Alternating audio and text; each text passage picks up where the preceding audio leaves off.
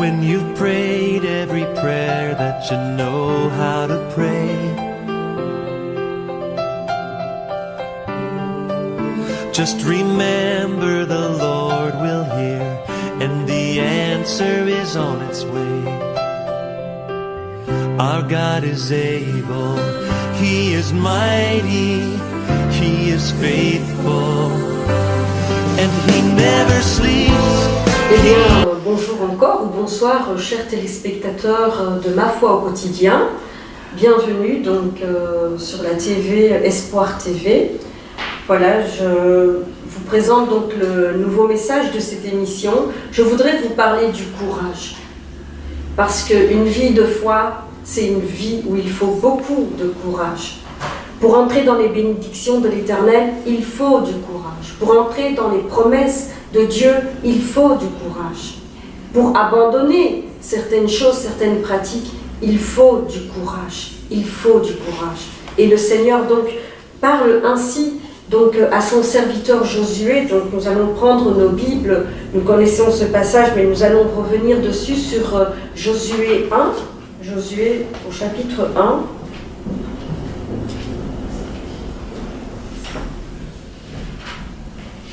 Après la mort donc, de son serviteur Moïse, le Seigneur parle comme ça. Donc après, dans 1 Josué, au chapitre 1, verset 5, après la mort de Moïse, serviteur de l'Éternel, l'Éternel dit à Josué, fils de Nun, serviteur de Moïse, Moïse, mon serviteur est mort. Maintenant, lève-toi, passe ce Jourdain, toi et tout ce peuple, pour entrer dans le pays que je donne aux enfants d'Israël. Voilà donc, Josué était certainement au courant des promesses que Dieu a faites à Moïse, son serviteur. Les promesses que le peuple passe le Jourdain. Maintenant, Moïse meurt et la promesse n'est pas établie. Moïse n'a pas passé le Jourdain avec le peuple. Est-ce que pour autant le Seigneur est menteur? Le Seigneur n'est pas menteur. Le Seigneur dit la vérité et il est fidèle dans ses promesses. Et voici donc qu'au travers de cela, il se révèle maintenant à Josué. Et il dit, Moïse est mort, donc maintenant les choses sont passées. C'est à toi maintenant que je m'adresse. Et il dit, c'est toi qui fera passer ce peuple par le Jourdain. Au verset 6, il va dire ceci, fortifie-toi et prends courage. Josué doit faire face au deuil d'un leader, d'un grand leader. C'est pas quelque chose qui est facile à porter. Vous avez un grand leader comme Moïse qui a conduit le peuple pendant toutes ces années depuis la sortie d'Égypte. Ils sont prêts à passer le Jourdain et Moïse décède. Et maintenant, c'est Josué qui doit prendre toute cette responsabilité. Il a vu les combats de Moïse. Il a vu le rejet du peuple d'Israël contre Moïse. Combien de fois Moïse a été rejeté par le peuple d'Israël en tant que leader? Combien de fois Moïse a dû lui-même se remettre en question par rapport à cette promesse? Et maintenant, voilà que Dieu parle à Josué et lui dit, fortifie-toi et prends courage. Parfois, il y a un deuil qui peut survenir dans ta vie. Le Seigneur ne veut pas que tu restes là à te lamenter pendant combien de jours pour dire que non, après 40 jours, je vais pouvoir clôturer mon deuil. Après peut-être 2 années, je vais pouvoir clôturer mon deuil. Non, le Seigneur veut que tu te lèves. Le Seigneur veut que tu te fortifies. Le Seigneur veut que tu prennes courage pour aller de l'avant. Face à des situations comme ça, et ayant la promesse de Dieu devant toi, Tu ne peux pas te permettre de faire du surplace. Tu ne peux pas te permettre d'attendre un délai pour continuer à aller de l'avant. Je me souviens, j'ai vécu le décès d'une de mes sœurs et je ne sais pas expliquer par quel miracle j'ai reçu vraiment la consolation du Saint-Esprit dans mon cœur directement. Mais maintenant, par rapport à cette consolation-là, ce n'était pas que j'avais la joie que ma sœur était partie. Ma sœur, jusqu'à aujourd'hui, peut me manquer. Mais je suis consolée dans mon cœur. Mais maintenant, face à ma famille, je ne savais pas comment, en fait, affronter cette consolation. Parce que ma famille était là, ma maman pleurait, c'est normal, c'était sa fille. Et je ne savais pas comment lui annoncer cette consolation-là, que le Seigneur m'a consolée. Et j'étais pas là à pleurer, j'étais dans la paix. Cette paix que Jésus annonce comme surpassant toute intelligence. Eh bien, nous devons aussi accepter de recevoir cette consolation. Et nous ne devons pas la rejeter par des coutumes, par des us. Souvent, il nous arrive des afflictions dans notre vie. Mais nous ne devons pas regarder, nous devons accepter, en fait, voilà, ce que je veux dire, c'est que parfois, nous ne comprenons pas nous-mêmes la force que nous recevons de la part du Seigneur.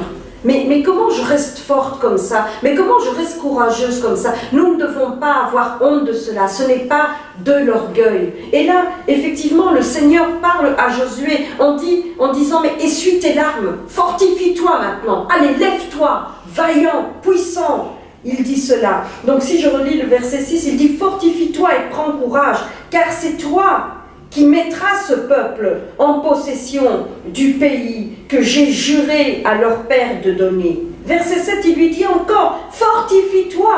Seulement, c'est tout ce que je demande, fortifie-toi et aie bon courage, en agissant fidèlement selon toute la loi que Moïse, etc. t'a prescrite.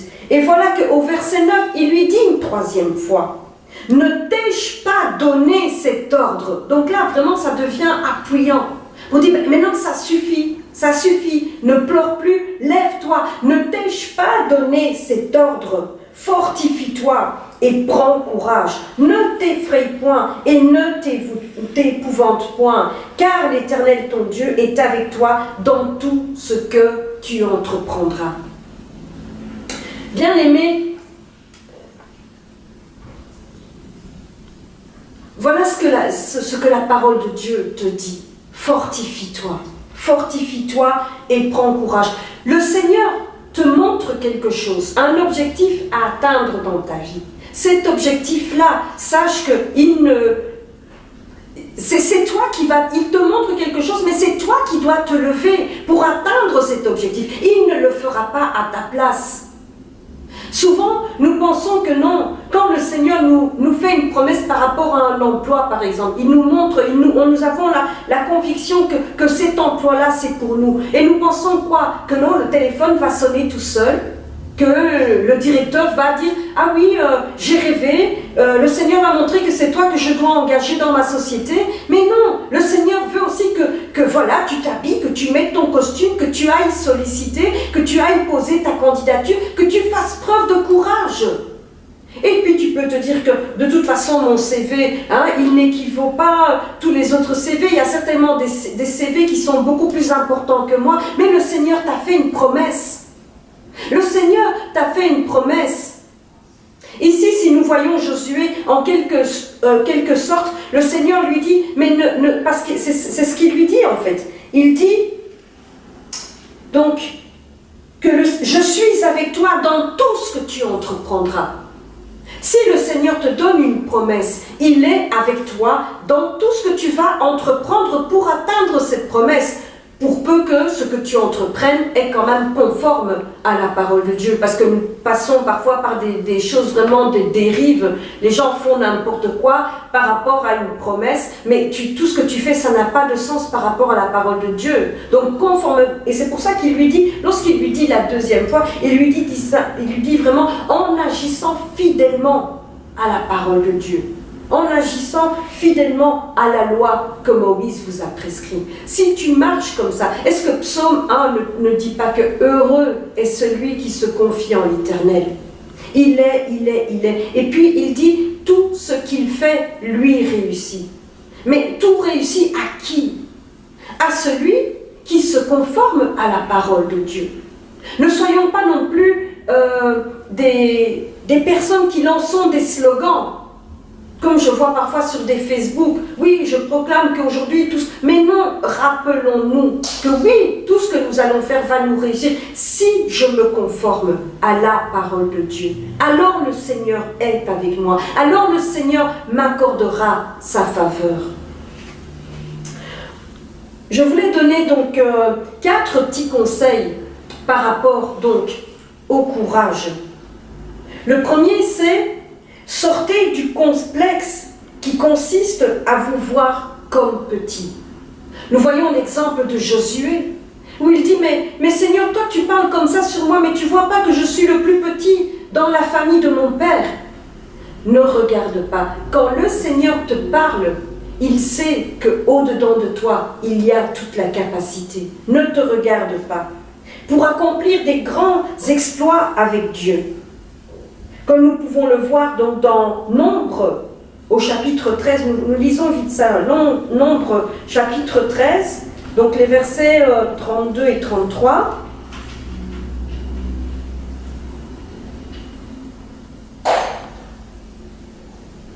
Ici, il se passe quoi? Voilà. Donc il dit, non, nous ne pouvons pas monter contre son peuple, car il est plus fort que nous. Et il décrit devant les enfants d'Israël le pays qu'ils avaient exploré. Et il dit, le pays que nous avons parcouru pour l'explorer est un pays qui dévore ses habitants. Tous ceux que nous y avons vus sont des hommes d'une haute taille. Et nous y avons vu des géants, etc., de la race un tel, etc. Vous voyez, où est-ce qu'ils ont vu, en fait, en allant voir que ces habitants, en fait, dévoraient? Je suis sûre qu'ils n'avaient même pas vu ça. Et toi, devant un défi, tu commences déjà à conclure. Tu as un défi qui se présente devant toi, et tu commences à conclure, comme ce peuple-là, qui en conclut que parce qu'ils sont de grande taille, non, ils dévorent les habitants. Est-ce qu'ils ont vraiment vu qu'ils dévoraient les habitants? Ce sont des films qui se sont faits au-dedans d'eux. Et nous sommes parfois comme ça aussi. Nous devons affronter quelque chose. Au lieu de compter sur les forces que le Seigneur est avec nous, est-ce qu'il ne nous a pas promis qu'il sera avec nous? Il sera avec nous. Non, nous commençons déjà dans notre tête à voir des scénarios et des scénarios, à nous imaginer. Mais le Seigneur ne nous demande pas de nous imaginer quelque chose. Le Seigneur nous demande de marcher dans sa promesse et sur sa parole.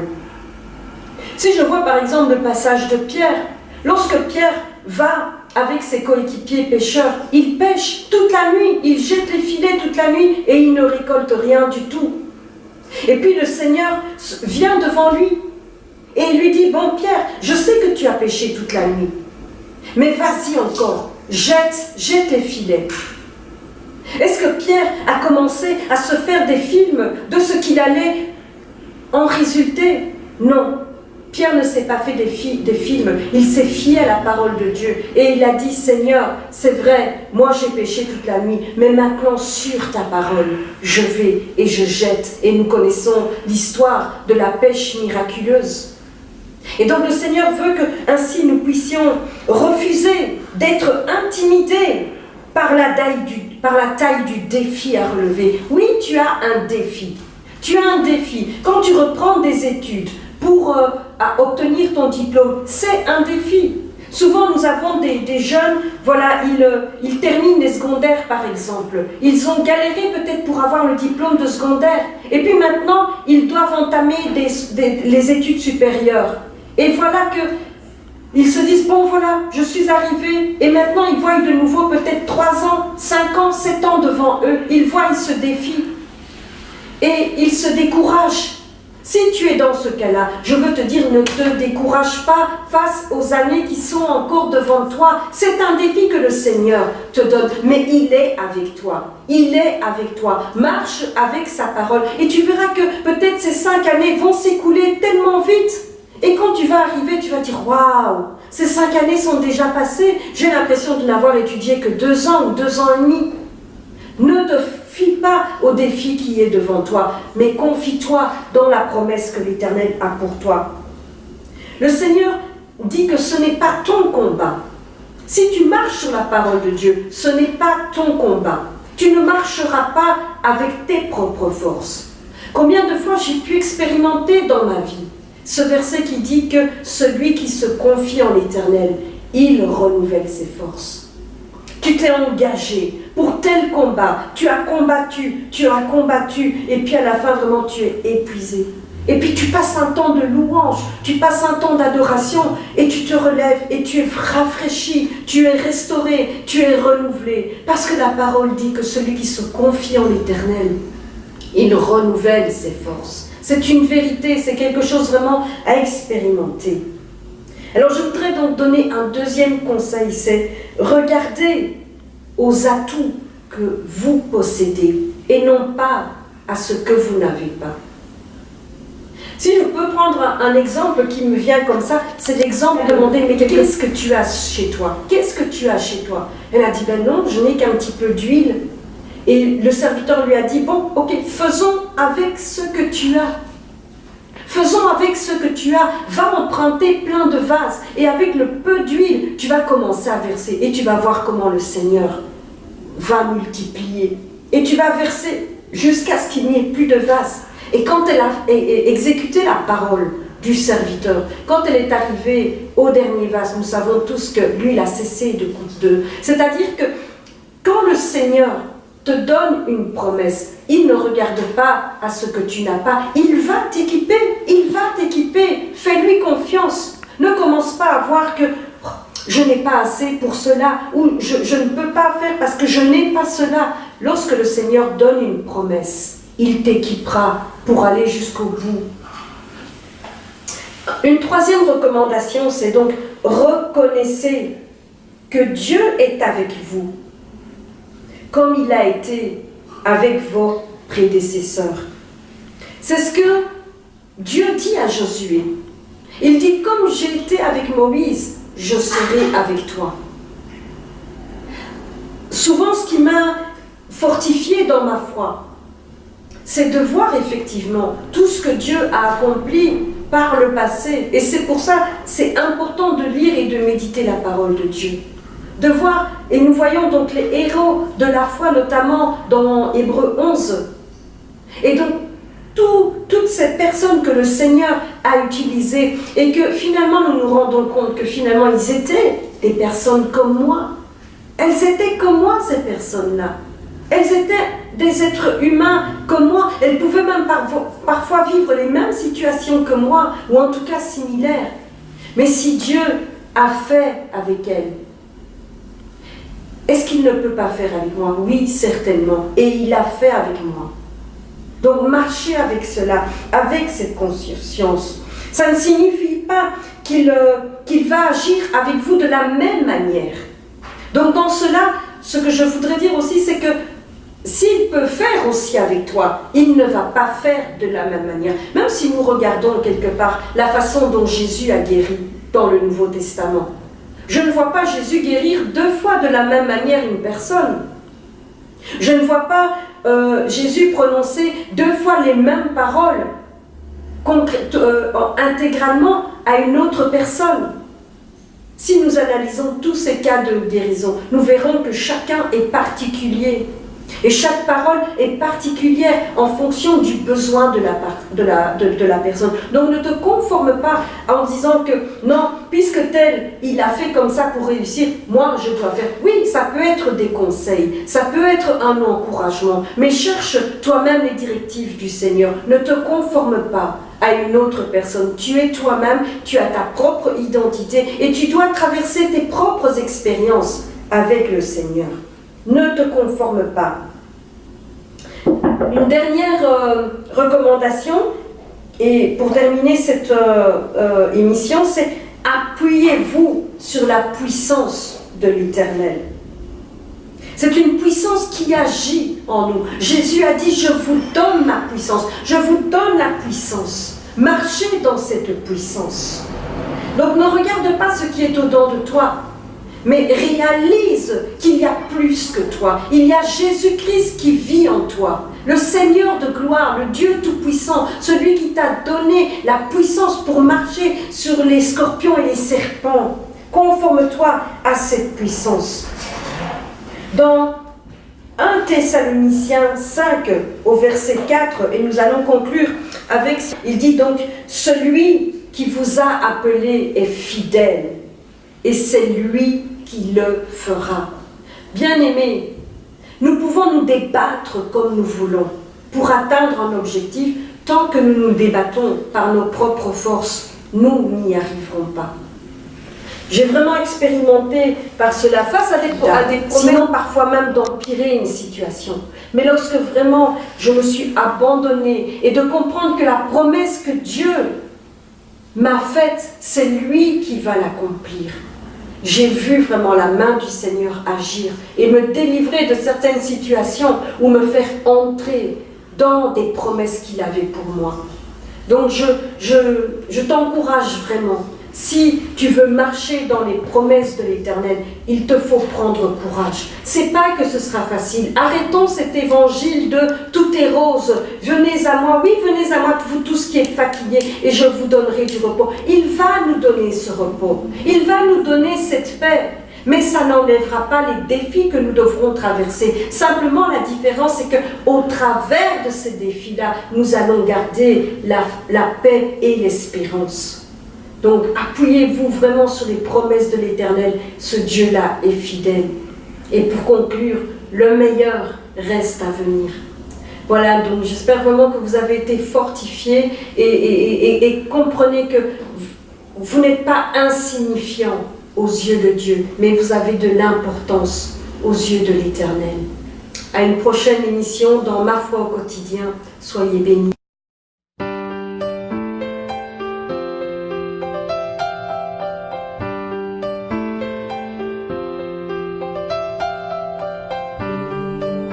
When you've prayed every prayer that you know how to pray,